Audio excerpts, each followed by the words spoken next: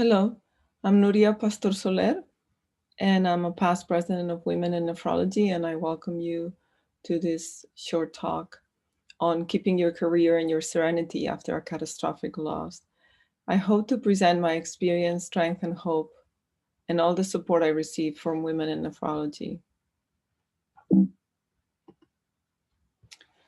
The disclaimer is that this is another personal story, that's all.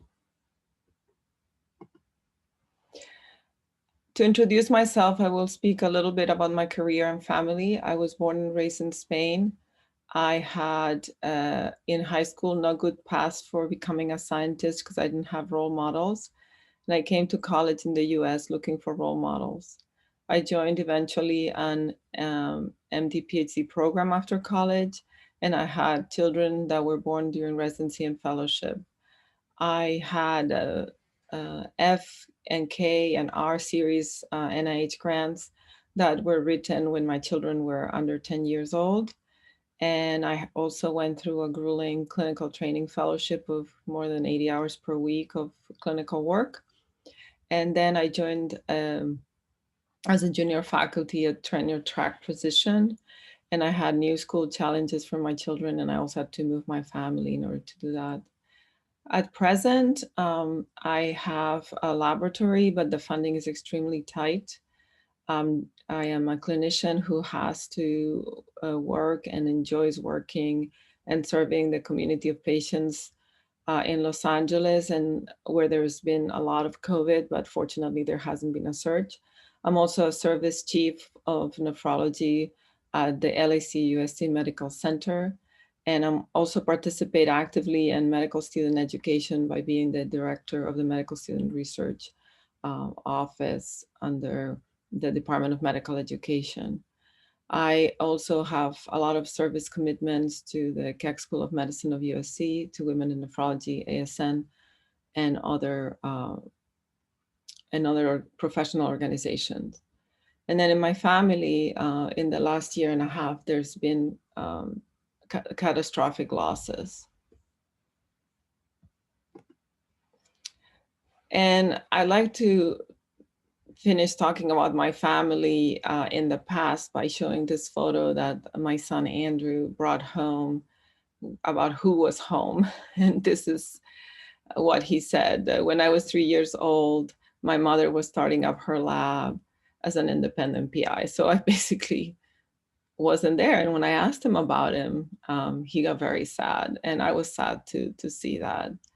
And I felt that I was giving up a lot of contact with my children. Fortunately, I was able to have my mother help out with child rearing in the first couple of years while I was getting my career started. And this was in 2005.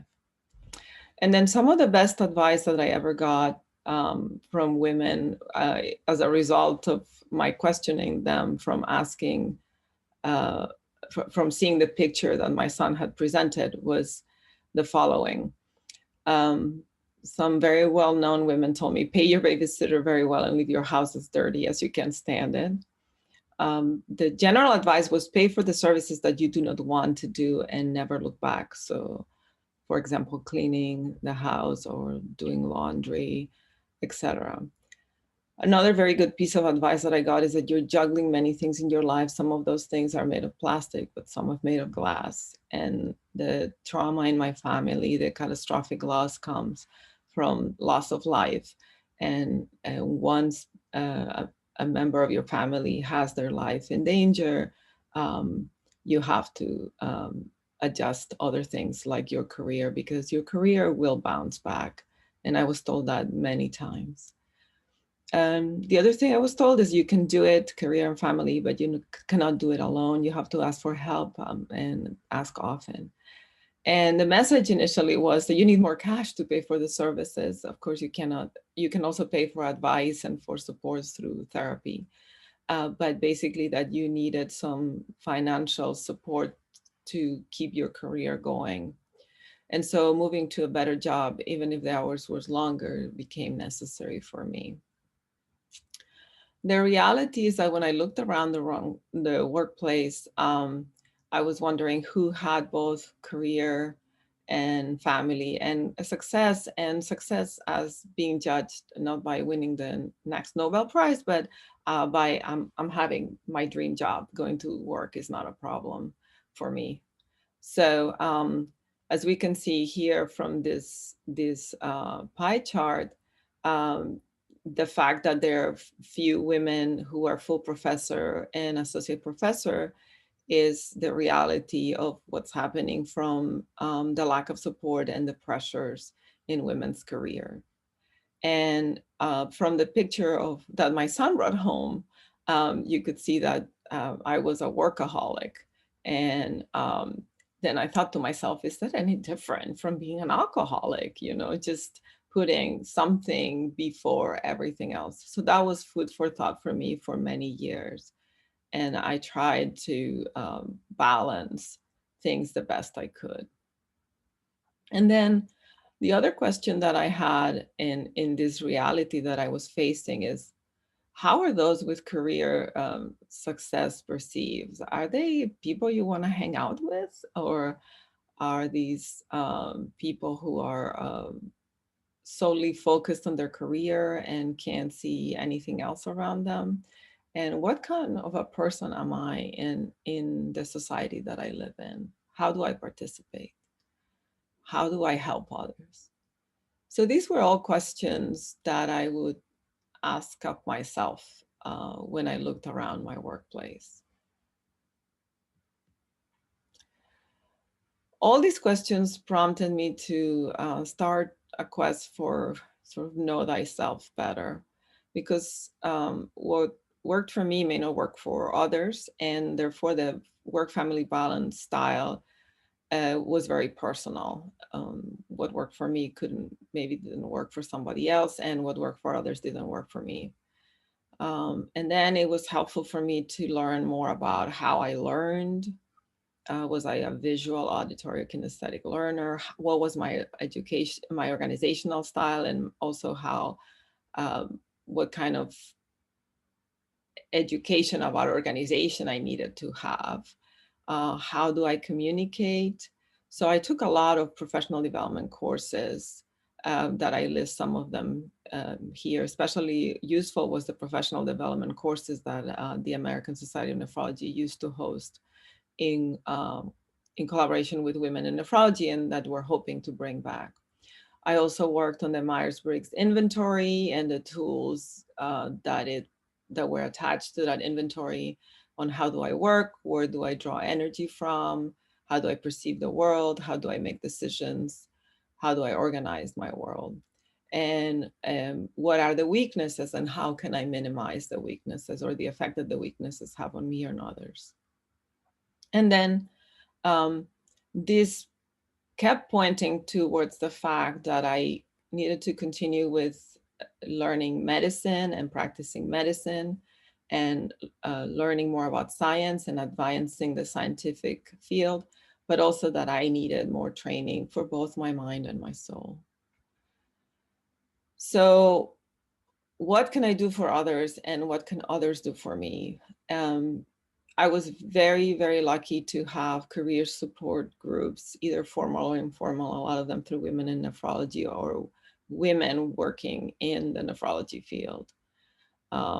Books were important because they offered me evidence-based survival, and courses and professional development were very, very helpful. Extremely helpful as well was to build a team of mentors that I had met through these career development courses and through professional organization. And over time, I kept these mentors and I kept in touch with them, and they had different expertise. I also started going to counseling to help me with some of the issues that my family were having with different behavioral issues that my children were having.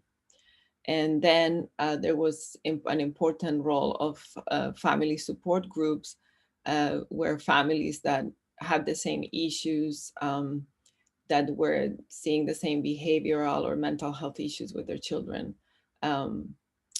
were having. So the families getting together and being able to share was also extremely helpful. And I'll speak some more about that later. So then there was transformation in my family, I sort of alluded to already, and then there was loss. So this is my oldest son. His name was Alex, and he was a beautiful child. And this beautiful child was affected by mental illness. It started around age 11. There were behavioral issues before that, and that required a lot of therapy. Then this beautiful child had the inability to stay in school, and that led to shame. And we tried to help him out with therapy and lots of love. But there was a lot of family strife. Our family was not prepared for this trauma. And then there was further shame due to the family strife, which led to more therapy. There was a lot of anger in the family at this unjust illness of an 11-year-old. That also brought more shame and more need for therapy. Eventually, my son developed severe depression and turned to substances to deal with everything that was wrong in his world. That in turn led to more shame and required additional therapy. He had several near-death experiences. These near-death experiences, especially one of them when he was already 18, led to him wanting to learn more and sent him to Alcoholics Anonymous. And there is where he learned how to shed shame and acceptance and get acceptance. And then he began a slow process of recovery with relapses, but he was able to obtain his GED. He was extremely proud of that. Everybody was very supportive. And he was college bound. He registered for college, but relapse came. And then there was therapy again, and then there was shame again, and then there was despair. And it all ended in a suicide attempt, which took his life in 2019. And then there came this amazing amount of grief in our family, and grief which was all this love that has nowhere to go. So surviving catastrophic loss has been my major goal in the last year and a half. I have had to address grief swiftly and positively because the grief already began at the start of his illness. Sometimes grief comes and it's unexpected, but we had been grieving already because it was the loss of our way of life as we knew it. And grief support groups have been very helpful in sharing at those groups, and then service also for those groups as therapeutic modalities. Therapy has been very helpful, reading books on grief and how to address grief, podcasts as well, lectures. And especially what's been very helpful is not suppressing the feelings, addressing the feelings as they come. Also addressing the effects of substance abuse that sometimes results from the disease, the mental health problem. There were family therapy sessions in rehabilitation centers. And importantly, there were 12-step programs for the member of the family that has the dependence, but there were also 12-step programs for the family. And we found those to be extremely helpful because the commonality in the grief and loss often leads to growth. And the grief and loss with addiction is extreme. And then we brought, with the help of these support groups, we brought thankfulness to the middle of the storm. Although we may feel that all is lost, what did we learn? So here comes this concept that I learned about recently about grief and growth after grief, or concomitantly with grief. So what is wrong with this picture in my family? This picture that you see right here is a drawing that my son made in 2005. My son Alex, of us in the laboratory. I'm wearing a white coat. So that sort of shows his acceptance of our life as the family of a scientist. At first, I thought nothing good can come up from this trauma. Now I think there is nothing wrong with this picture. The loss of my son to the illness and then to suicide propelled me to find support groups and to grow, and made me a better mom, made me a better support person for him. This type of growth has come under focus by the mental health community, um, uh, but also in the business community. And here I have an article by the Harvard Business Review that talks about growth after trauma by Richard Tedeschi. And I recommend that you read this article and any other articles that you can get your hands on about post-traumatic growth, because it often takes place of its own. So the process for this post-traumatic growth is not well defined, but this growth can be aided by 5 tools, which are education, emotional regulation, disclosure, building a narrative, and service. And this comes from that article that I just mentioned. It's different than resilience, because resilience means returning to normal. And this is going beyond returning to normal, is using the grief and the trauma to move further in your life. So what is wrong with this picture? Nothing is wrong. This is an unprecedented time of crisis and trauma for many. Working with positivity and gratitude when facing trauma does not minimize the losses, but may minimize the post-traumatic suffering and bring acceptance and appreciation for our current life circumstances. So I want to thank the audience, and I want to thank Wynn for this opportunity to talk about this topic that's very close to my heart right now. And I want to also disclose that this talk is a growth tool for me and hopefully for others, because I'm using one of the 5 tools, education, as I am rethinking my priorities. I'm using emotional regulation because I'm grateful for WIN and for support groups. I'm using disclosure. I'm talking about the trauma and its effects on my life. I'm also using this talk as a ways of narrative development and acceptance and willingness to help. And then service, I'm working with others who are going through trauma as well. And those of you who are listening who are going through trauma, this is a way that you can do service as well by disclosing and working through it through a presentation or a podcast.